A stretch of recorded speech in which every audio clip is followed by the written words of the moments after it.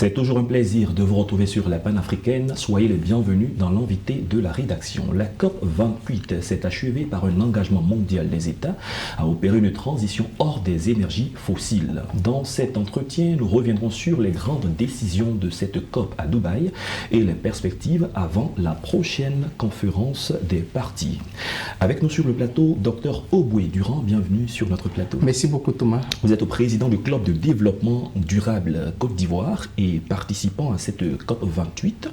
On le sait, il y a quelques années de cela, nous avons reçu sur notre plateau pour décrypter l'actualité de la COP. Vous êtes à votre 4e participation. Exactement. De la COP. Alors, parlons de la COP28, les objectifs en y allant. Oui. Quels étaient les objectifs assignés à cette COP28? Merci beaucoup. Alors, il faut dire que avant même de parler des objectifs, il faut parler un peu de la thématique sur laquelle a porté cette COP. Alors, cette COP a porté sur la question du bilan global, qu'on parle du bilan mondial du moins. On parle bien souvent de Global Stake Talk, voilà. Et ça portait également sur la question de la transition énergétique et sur la solidarité entre les pays pauvres et les pays développés. Donc de façon générale, voici. Mais de façon spécifique, la COP visait à être organisée de façon inclusive.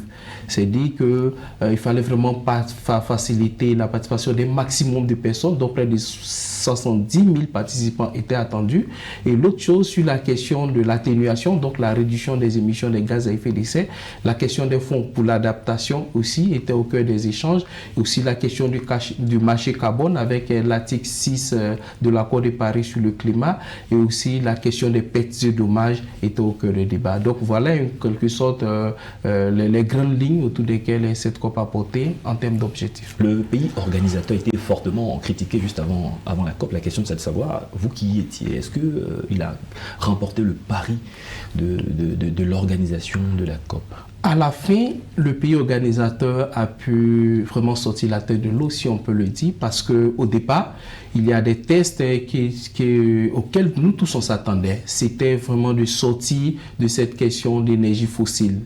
Et avec la force des négociations et aussi des organisations de la société civile présentes, nous pensons bien que désormais, il y a un test qui est sorti qui montre que il y a vraiment cette transition énergétique-là qui est vraiment amorcée et les pays ont pris l'engagement de sortir complètement de la consommation et encore de la production des énergies fossiles, donc le gaz, le charbon et aussi le pétrole. Alors parlons du pays organisateur au sujet des énergies fossiles. Oui. Est-ce que le pays donne l'exemple parce qu'il est l'un des pollueurs? Alors le pays immédiatement ne donne pas l'exemple parce que le pays a son économie qui est basée sur les énergies fossiles, donc le pétrole. Et à côté de cela, le président de la COP lui-même est le PDG d'une entreprise pétrolière. Et il a des objectifs qui consistaient à faire accroître la production du baril du pétrole jusqu'à l'horizon 2030. C'est un véritable contraste. Effectivement, c'est vraiment contradictoire. Donc, en tant qu'organisation de la société civile, depuis qu'il a été nommé comme président de cette COP-là, nous n'avons pas du tout partagé cet avis. Donc, mais malgré la pression faite, il a tenu jusqu'à ce qu'il soit président de la COP. Mais en fait, on constate qu'il y a un accord qui est sorti qui montre que les pays industrialisés, pétroliers également, ne vont plus continuer la découverte de nouveaux gisements de pétrole et tout ça. Donc, progressivement, nous sommes en train de tourner le dos aux énergies fossiles. Est-ce que vous y croyez? Ils vont tourner le dos vers ce que vous venez de citer. Alors, est-ce que dans la pratique, oui, est-ce que ça va se faire? C'est un accord, donc ça sera l'objet des prochaines COP en fait. Voilà, l'évaluer, le temps effectivement, d'apprécier. Oui, parce que c'est vrai qu'il y a eu un accord qui est sorti, mais de façon spécifique, comment cela va se faire? C'est là que nous, en tant que pays en développement, et surtout pays africains, on parle surtout d'une certaine transition juste, parce que en tant que pays africain, c'est maintenant que nous sommes en train d'amorcer un développement. Et nous avons encore des puits de pétrole que nous commençons la découverte maintenant. Est-ce que nous allons aussi stopper notre consommation de pétrole comme les pays industrialisés qui ont commencé à extraire le pétrole depuis le XVIIe siècle et autres comme nous? Alors voilà, c'est là que la question de la transition justement va se faire sentir. D'accord, parlons de l'Afrique justement. Qu'est-ce que l'Afrique gagne cette fois-ci après tous les débats qui ont eu lieu? Pour nous, on a eu certaines satisfactions déjà parce que lorsqu'on sortait de la COP 27 et celle de Sharm el-Sheikh, il y a eu un accord sur les questions de pertes et dommages. Et cette année, cet accord-là a été opérationnalisé avec des fonds qui sont venus alimenter la question des pertes et dommages. Jusqu'au 10 décembre, on était autour de 700 millions de dollars qui avaient été mobilisés en vue d'opérationnaliser les fonds sur les pertes et dommages. Donc nous, en tant que pays africains qui avions lutté pour que ce fonds-là soit mis en place, de même que les pays du Caraïbes et tout ça, c'est vraiment une satisfaction pour nous de voir que ce fonds-là sera opérationnel désormais.